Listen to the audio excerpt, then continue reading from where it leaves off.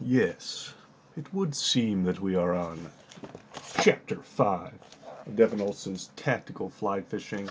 This is book club numero 8, and we are talking about the first chapter, first half of Chapter 5, which is on Pocketwater. Devin talks about in the book how this is often the most overlooked section of any river, or not section, but water type of any river. And it's true. A lot of people you'll find in the best pools, the best, deep kind of runs, not so much riffles or pocket water, but in these deep, perfect runs, pools, even on something like 18 Mile Creek, Burt Dam, I've often shown up where if you've ever been to Burt Dam or heard of Burt Dam or seen pictures of Burt Dam, there's people everywhere. But I've often walked up and seen these shallow riffles with pockets left untouched, and you can still even catch lake run brown trout, big lake run brown trout in these shallow riffles. That's something I did years and years and years ago, um, and was able to find that there wasn't anglers there. And once you start catching them, of course, the people kind of figure it out and they come shoulder to shoulder. But on a normal trout stream, typically you don't have to deal with such people. You don't have to deal with that. So don't be afraid to fish pocket water when everything else is taken. And a big point that's pointed out in this chapter is to fish the upstream side of boulders. And so you have essentially, when the current comes over a rock, you have a hydro pocket that actually forms in front of the rock. So that's actually a prime spot for the fish to sit, because that fish doesn't have to expend so much energy and all that food is rushing down past and either going to either side, and it can grab it quick before it ever needs to. And so the deeper the water in front of the boulder, the higher that fish is actually going to sit in the column, because you get this churning, where it becomes less desirable to sit down deep because that current swirling and pushing the fish every which way. So it's actually going to sit higher in the column in front of that rock the deeper that water is. So make adjustments to fish appropriately, whether you're swinging your flies up towards the end of your drift towards that front of that boulder, or you're keeping them down deep because it's not very shallow. You can also fish the sides of the boulders. A lot of this is temperature dependent. Typically, you're going to find fish here when temps are greater than 52 to 54 degrees Fahrenheit. And sometimes the bigger the boulder, if it is very spherical, those sides can almost act as an undercut. So don't rule out the sides. It's not the best spot to catch fish, but do not rule them out completely. Never rule anything out completely, in my opinion. And then we get into the bread and butter of pocket water, and that is the downstream side of the boulder.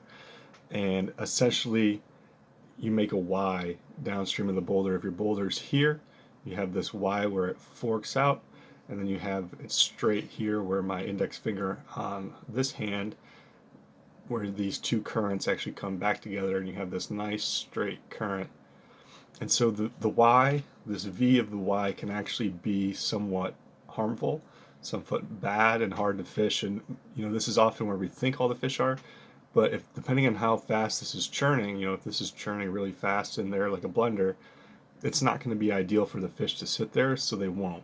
The faster this is going, the faster this is churning, the less likely there is to be a fish there. The less this is churning, the more likely there is to be a fish there, obviously.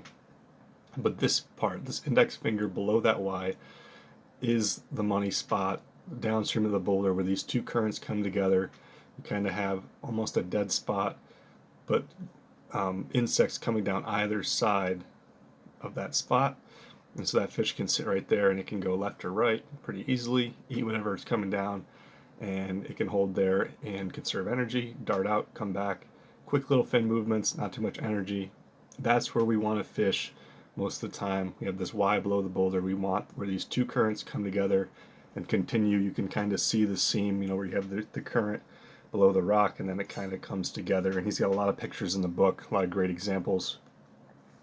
And the main downfall of pocket water is two things, and it's one, it's hard to wade. It's hard to get close to these pockets sometimes.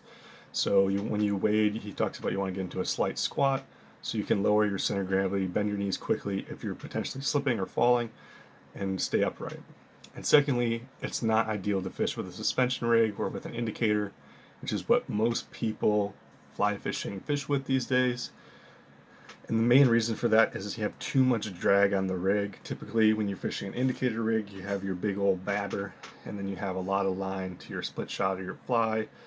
And it's almost impossible with the size of most of these pockets to land all that line and the indicator in the same current seam. And if you don't do that, perhaps if your indicator lands in the fast current, your rig lands into the slow current, that indicator is going to pull that rig through the slow current, or vice versa. If your flies land in the fast current and your bobber is hung up in the slow current, those flies are going to shoot downstream while your bobber is held back upstream, and you're creating unnatural drift regardless of what you do. So this is tough water to wade, and it's tough water to indicator fish. And this is where the whole chapter on euro nymphing comes in. There's so many sag and drag defeating qualities of a euro nymphing leader, and that's why this is the best strat for pocket water. And it's even, he said not to use the suspension rigs, but this is the ideal time to throw a suspension rig on a euro nymphing leader, and that's because you're able to high stick more effectively. You typically have shorter distances between fly and nymph, plus that bobber cannot be eaten. However, if it's a dry fly, it can be eaten.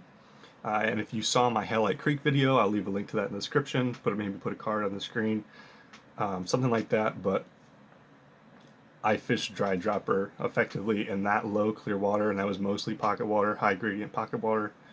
And I caught a lot of fish on that dry fly, but I also caught a lot of fish on that nymph, and that was made possible because of that short tippet section below that dry fly, that I was actually able to get that to the right depth and not have so much current. Plus I could keep that euro nymphing leader up off the water so that we didn't have so much drag issues, and I was able to actually land those flies in the same current, which was ideal.